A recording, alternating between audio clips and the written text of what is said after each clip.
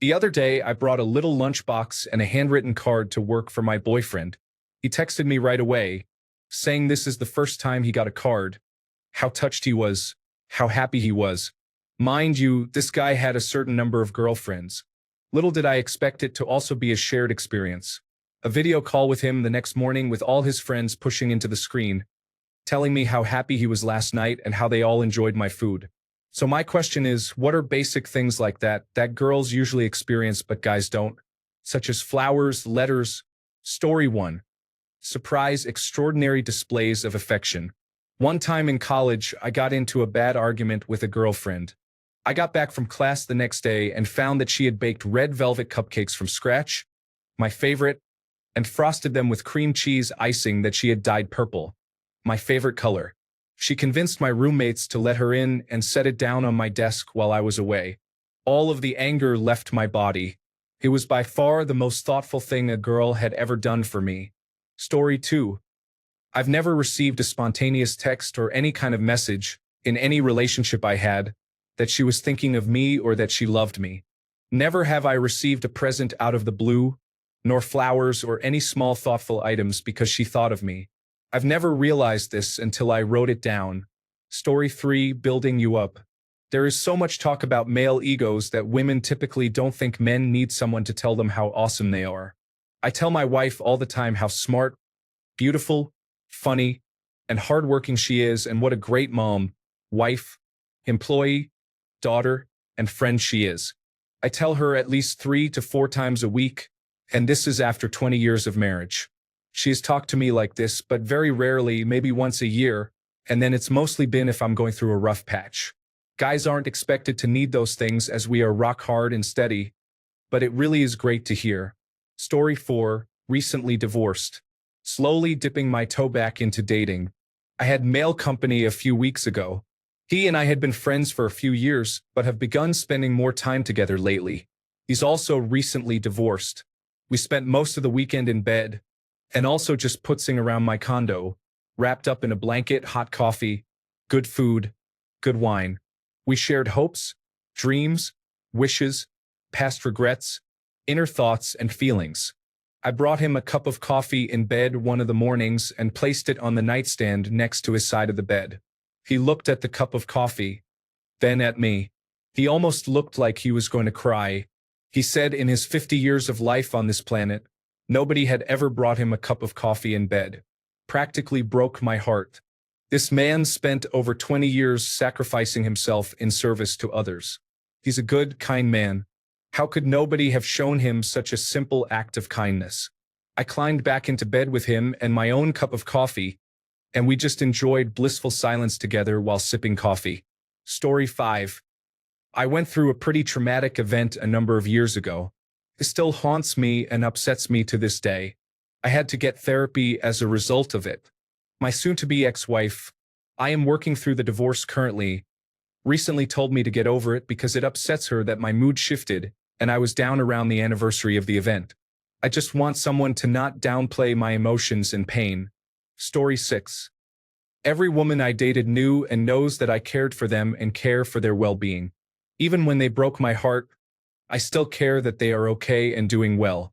I have never gotten that response back from any of them, even when we were together. I'm married now and still don't feel the love that I shower my wife with. Just knowing I brighten her day when she thinks of me. Story 7. Here's an old guy story, something I don't know if the kids experience today. When I was a teenager, my girlfriend at the time called a radio station and asked the disc jockey to play a song and dedicate it to me. I'll cherish that moment forever. Story 8. In the main, this kind of thing is pretty rare for men. A lot of my exes had this I'm the prize attitude, so they put very little effort into pretty much anything. Not all of them, but most of them. 2 major exceptions, though. They almost constantly showed me affection with little things like gifts and so forth. Story 9. I've been asking my girlfriend to take me out on a date since September. It would be nice not to be the person to prompt and plan every social outing. Story 10. Being pursued. Being presumed to not be the problem. Being given the benefit of the doubt. Being able to lose their temper without accusations of abuse. being able to share emotions without them being used as a weapon in return. Story 11. Being provided for, being protected, being pursued, receiving any help with any aspect of your life, encouragement, actual gifts, compliments, having a meal cooked for you. Geez, pretty much take any positive aspect of a woman's life and it fits in this thread. Story 12. Caught a mild case of the plague the other day. My partner, in addition to going on a grocery run for me due to quarantine, bought me flowers to add a little sunshine to the room. First time I'd ever been bought flowers. They're still quite sunny. Story 13. You know what feels the best to a man, one of the greatest feelings in the world, is when your girl has your back. Not like a shoulder to lean on. No, I mean a powerful advocate who is just waiting for an opportunity to back him up. There's the line from the second Matrix movie. Trinity is told Neo will never make it out of the building with the keymaker unless she can destroy a power station. And she only has 5 minutes. Her line is, "In 5 minutes, I'll tear that whole building down." Because of love. She has his back. That's what I'm talking about. There are so many ways you might express this, and it doesn't necessarily mean being aggressive or anything. Just the feeling of, I've got you. No one is messing with us while I'm around. That's a really good feeling, and I've not often felt that in relationships. I guess, be an active advocate and not just a listening ear. Story 14. Being protected. Whether it be physically, verbally, or whatever. Physical protection is obvious, but a concerning number of my ex-partners were very happy to gang up on me with their friends or anyone who opposed me in an argument, whether it was serious or not. What is up with that, you traitors? Laugh out loud. Story 15. I've had relationships where I plan 100% of the dates, but I've never been in a relationship where I just had to worry about showing up for dates. Not that I'd prefer either extreme, but answering the question. Story 16. I can say having events planned for you. I plan dates or things for my girlfriend and me to do. My birthday is next week, and I don't know if she's planning anything or not, even if it's not the day of. Some of my friends and old coworkers have reached out and wanted to do something. I guess it feels like there is more effort towards her, and it kind of sucks. Story 17. I'm going with being pampered. Some guys get lucky and find a woman that genuinely appreciates them, and every once in a while lets him take the day off and spoils him. But not often. You so rarely see a man getting thanked for his efforts. Thanks for keeping the lights on. Thanks for doing the dishes. Thanks for cooking. Thanks for cleaning. Thanks for fixing my car. Most of the time it's just expected, often taken completely for granted. I do know there are a lot of guys who are currently really bad about appreciating their significant other, and now to take her for granted, and that's not right, shouldn't be tolerated. But nowadays it seems like appreciating your man is akin to babying him, coddling him. If he isn't romantic, if he doesn't help around the house, if he doesn't do what used to be seen as extra special, he's less than. I do agree that men should do these extra things, but he should also be appreciated for it. We all should. Story 18. One of my exes held me and ran her fingers through my hair. It was something I hadn't felt since I was a small boy. No one ever touches me. A hug once in a while would be nice. Story 19.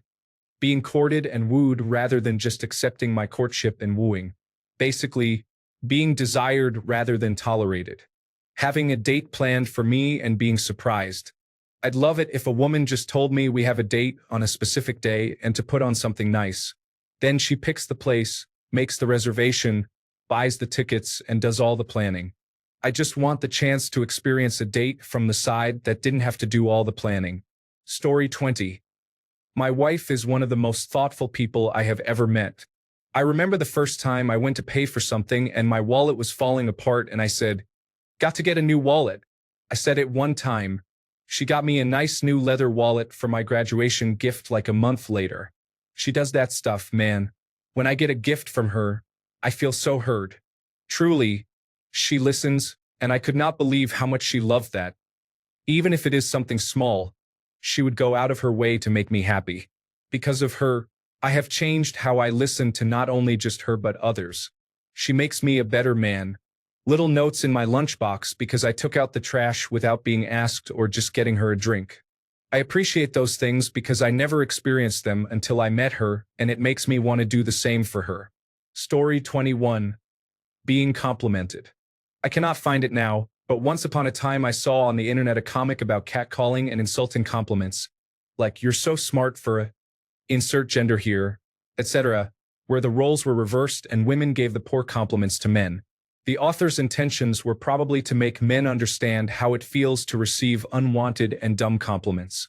Instead of that, in the comments section, many men said that they do not receive even those bad compliments. Story 22. Not having to carry the majority of the burden of life. I've always had to be the cook, cleaner, breadwinner, homemaker, maintenance man, mechanic, landscaper, the level-headed one, the financial planner, the shoulder to cry on, the one who sacrifices all of my own time to make sure everyone else is okay, the one who doesn't get crushed under all of the pressure, the proactive one who organizes dates, etc. Some days, I think it would be easier just to live life alone, especially when you are made to feel like a loser because you need a little bit of love and affection. Story 23. I send my husband flowers on his birthday at work. He loves it and says it's hilarious when all the women get excited, then confused when they go to him. Story 24.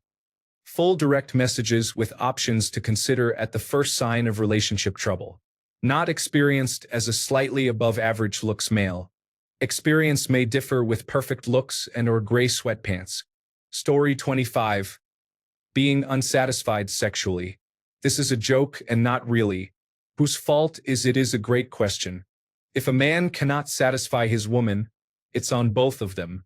If she fakes it, why? Wouldn't it be better for everyone to tell him how to improve his performance? How about oral? Tell him what is good or not, just like her. Tell her what she can do better. I mean, if you were going to spend 4 or 5 decades together, you should learn to make one another happy in the bedroom. Story 26. I don't want gifts, flowers, notes, and so on. They just aren't important to me, and I've made that clear with my family over the years. Anything that I actually need from a relationship, I get: trust, openness, a companion and best friend. Trinkets of sentimentality that many women like just aren't anything that I desire in life. My wife and partner have understood this for almost 29 years now. So, there are several things that I don't get to experience that women do and like, but it's because I didn't like or want them. Story 27. This thread is utterly tragic. Guys, there are women out there who will buy you gifts, send you "I miss you" messages, who will bring you coffee in bed, bake you treats, cook you meals, allow you to nap, or play video games in peace. Please don't settle for less. Story 28. I just finished reading all the comments here, and I did almost all of these things for the wrong man.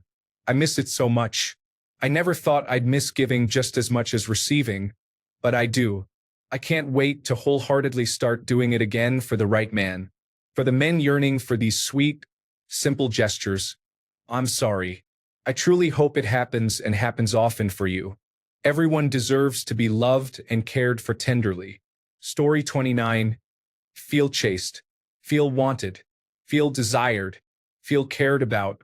Feel supported. Feel like I am not just the current option. Feel like she is putting effort into the relationship instead of just letting it happen. Feel like it is safe to be stressed. Feel like it is safe to be anxious. Feel like it is safe to be sad. Feel like it is safe to be uncertain. Feel like it is safe to be nervous. Feel like it is safe to be scared. Feel like it is safe to need. Feel like I am allowed to not be in the mood. Feel like I am being romanced. Feel like I am valued. Feel like I am important. Feel like I am good enough. Others' experiences may vary. The above list is from my personal experience and observations of those around me. In relationships, men are not allowed to feel. Someday I hope to be in a relationship where I can feel just one of those.